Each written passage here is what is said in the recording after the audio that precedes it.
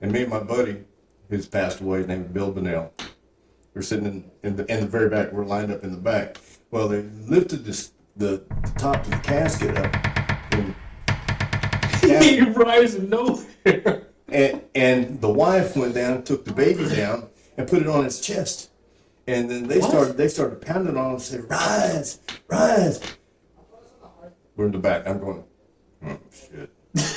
Yeah, shit. And Bill leans over and goes, "Hey man, I think you moved." Black humor. That was a great fucking story. Yeah, I think you moved. So, Okay. So the scariest moment that you can recall in your military history.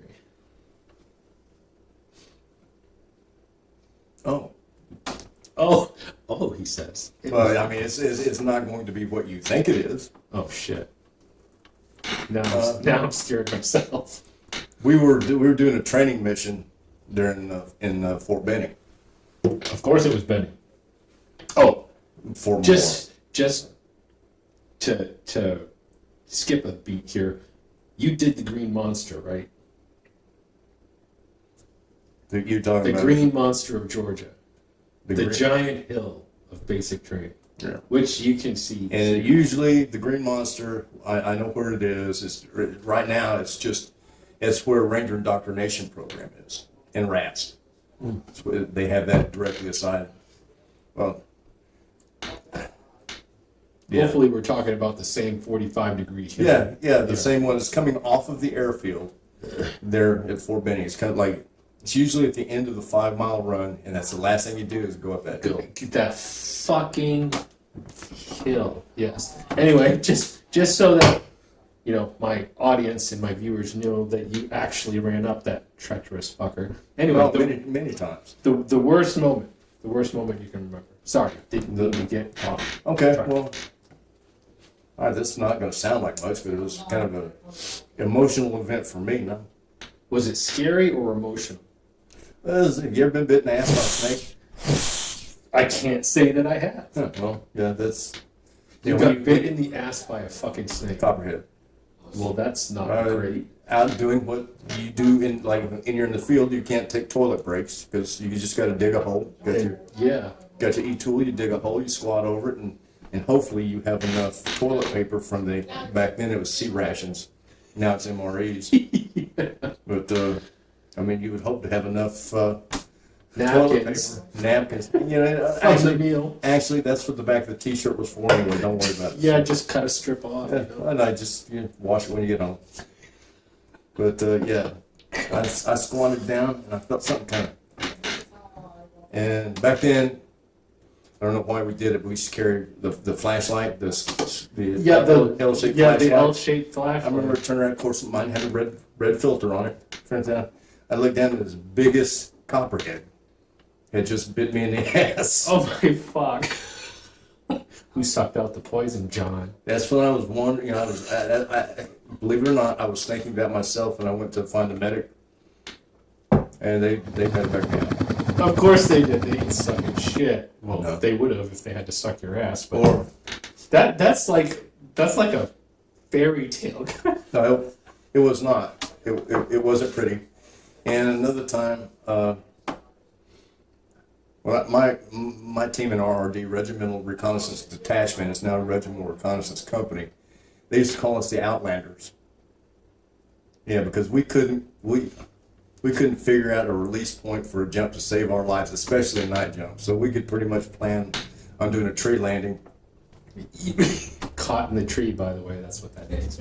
And I remember in Panama, and when you're flying over those triple canopy jungles, they're beautiful. But when you're crashing down through them, ain't not so much. It's like, what's your chances of getting a branch up your ass? It's pretty Well, that's breaking your leg when your canopy collapses and I mean, what is Panama really like? I mean, Panama. isn't that like a massive fucking jungle like? Oh, I mean, you would think so, but we would do training there usually every year. We would go do 2-week training. Really? Every year? Every year. And Cologne, which is the closest one in there, and the nightlife. Anyway, Cologne, Panama City, Panama. I'm trying to remember the name of the pub that we used to go to in Panama City. But just put it like this. The worst thing that the military could have done to us was give us that weekend off. Right. Come in. It was a pub. Should have been the Anaconda Inn? No, Ancon. Okay, Ancon, what's that mean? It's Panamanian. I don't know. It's Panamanian, it's folks. a whorehouse, I think. Is that because when you walked inside, that's pretty much what you saw? Well, look up Ancon Inn. I'll have to do that. Plenty of beer, plenty of ladies. And never mind. Love you, Mom. Yeah, he's a Ranger, remember that. Okay, continue. Continue before I get my head cut off. Well, on what? Where am I now?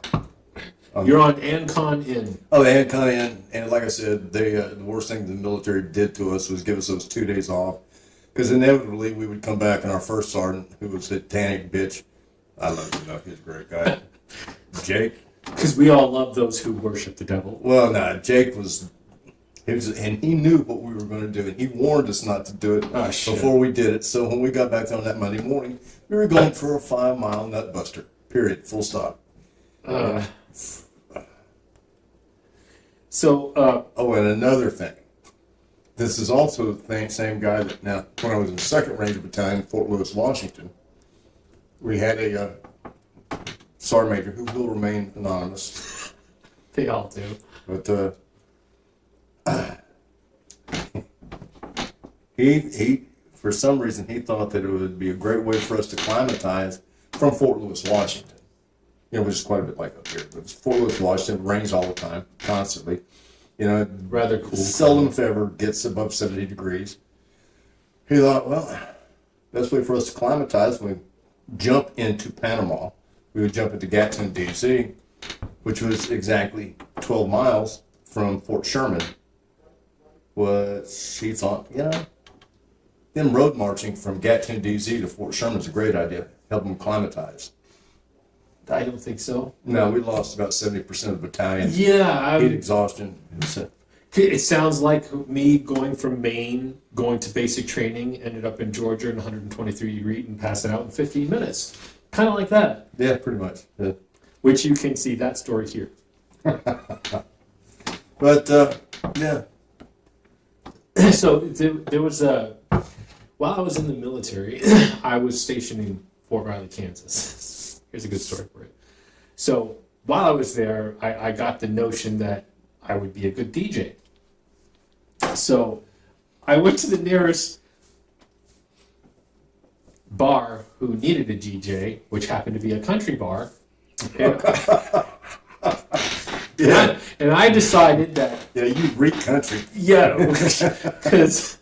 So I decided that all of these country people would like to dance, so I started playing hip-hop music, of course, like Ace of Base, you know, back in the 80s. So everybody started dancing, and this one girl really loved it, and she kept coming up while I was DJing, off hours, of course. You know, I got out of all of my military duties and went out and did this, and woke up at 5 o'clock in the morning after, you know, getting 2 hours sleep and doing PT. So I'm out, and this woman comes up and she starts buying me shots. So of course I'm getting a little intoxicated, and then this guy comes up and says, "Can I talk to you for a minute?" Of course I'm, you know, rather intoxicated at this point. I said, "Sure." And he says, "Well, let's talk outside." And I'm going like, okay, well, this is starting not to sound so much fun. So I go outside, and apparently that girl was his girlfriend. So he says, "Well, why are you talking to my girlfriend?" I said, "Well, dude, look, you know, she was buying me shots. What the hell?" So he why wouldn't you talk to her? Yeah, right? So he immediately swings, and of course I was wearing cowboy boots and all that shit because I was in the cowboy bar, and I kicked him in the mouth. and broke. So the next day I wake up, of course, I did my PT, puking my ass off because I've been drinking shots all night. And then I get called into my first sergeant's office. And he says, so I heard you were in a, and of course this is like a 6 foot, 250 pound muscle bound Samoan motherfucker, you know. So last name would have been Fagata, would it? it's probably, because if he had hit me in the head, I probably would have forgotten. But he says, I heard you were in a conflict last night. And I says, yes, First Sergeant, I was. And he says, I only have one question for you, Private. Because I was private at the time. And I says, yes, First Sergeant, what is your question, First Sergeant? And he says, did you win? And I says, yes, First Sergeant, I broke the heel of my boot off and knocked half of his teeth out. And he says, you can go back to work, soldier. Cool. Well, that's what when I was in 2nd Ranger Battalion, which was the first Ranger Battalion I went to when I left basic AIT jump school. Remember cakewalk. Jesus. Basic Yeah, AIT. because that's really easy. Now, then, when I showed up at Fort Lewis, Washington, I was in the 2nd Ranger. How many states were you in, brother? Washington State, Fort Benning, Georgia. Just the 2? Yeah. Wow, you got lucky. Then, I made a lot of deployments. I mean, a lot of different. How many countries have you been in? Panama, Somalia, Iraq, Afghanistan, Germany, You lucky bastard. Puerto Rico. Puerto Rico? Oh yeah, we used to train in Puerto Rico. They had that's where we practiced our naval gunfire. A place called Rosie Roads, out in Puerto Rico. So, That must have been fun. yeah, again, they fucked us over by giving us 2 nights off. So That seems to happen a lot to you, John. yeah, well, no, it was all of us. It wasn't just me. It was a collective group. I mean, you've got. I don't know. You seem to have this sphere of influence.